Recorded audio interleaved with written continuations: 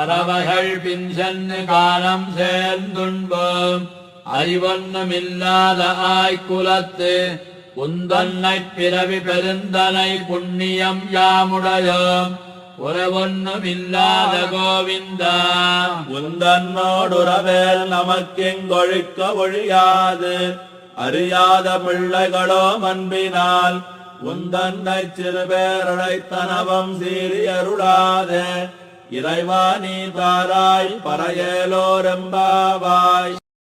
ஓம் நமோ நாராயணாய. அனைவருக்கும் நமஸ்காரம். இன்று ஸ்ரீ ஆண்டாள் நாச்சியார் அருளிச் செய்த திருப்பாவையில் 28வது பாசுரத்தை பற்றி சற்று காண்போம். கறவைகள் பின் சென்று கானம் சேர்ந்துண்போம் அறிவொன்றும் இல்லாத ஆயர்குலத்து ஒன்றன்னை பிறவி பெருந்தனை புண்ணியம் யாமுடையோம் குறைவொன்றும் இல்லாத கோவிந்தா உன் தன்னோடு உறவேல் நமக்கெங்கு ஒழிக்க ஒழியாது அறியாத பிள்ளைகளோம் அன்பினால் உன் தன்னை சிறு பேர் அழைத்தனவும் சீறி அருளாதே இறைவா நீ தாராய் பறையேலோ எம்பாவாய். குறையே இல்லாத கோவிந்தனே, நாங்கள் பசுக்களின் பின்னால் சென்று அவற்றை மேய்த்து தயிர் சாதம் உண்பவர்கள். எங்களுக்கு அறிவென்பதே இல்லை.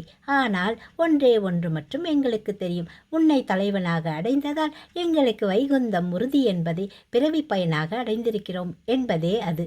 உன்னோடு எங்களுக்குள்ள உறவை பிரிக்க யாராலும் முடியாது. விரதம் இருக்கும் முறை பற்றியெல்லாம் அறியாத பிள்ளைகள் நாங்கள். அதுபோல் கண்ணா, மணிவண்ணா, கருணாகரா என்றெல்லாம் உன்னிடமுள்ள உரிமையின் காரணமாக ஒருமையில் அழைத்தோம். அதற்காக கோபித்து கொள்ளாதே. எங்கள் இறைவனே, எங்கள் நோன்பை ஏற்று அருள் தருவாயாக.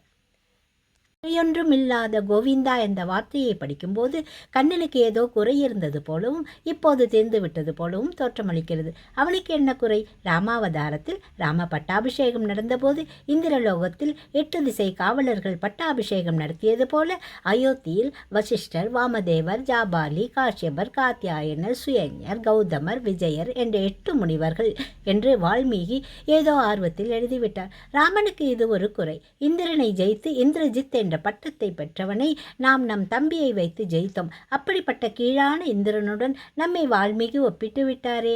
அது மட்டுமல்ல, அவன் கௌதமரின் மனைவி அகலிகையுடன் தப்பாக நடந்தவனாயிற்றே. அவனோடு நம்மை ஒப்பிடலாமா என்ற குறை இருந்ததாம். கிருஷ்ணாவதாரத்தில் அந்த இந்திரன் தனக்கு செய்த பூசையை ஆயர்கள் நிறுத்தியதால் சீற்றமடைந்து மழை பெய்ய செய்தான். கோவர்த்தனகிரியை தூக்கி மக்களை காத்த கண்ணனின் காலில் அந்த இந்திரன் விழுந்தான். ராமாவதாரத்தில் ஏற்பட்ட குறை கிருஷ்ணாவதாரத்தில் நீங்கிவிட்டதால் ஆயர்குல பெண்கள் அவர் இப்படி வர்ணித்தார்கள்.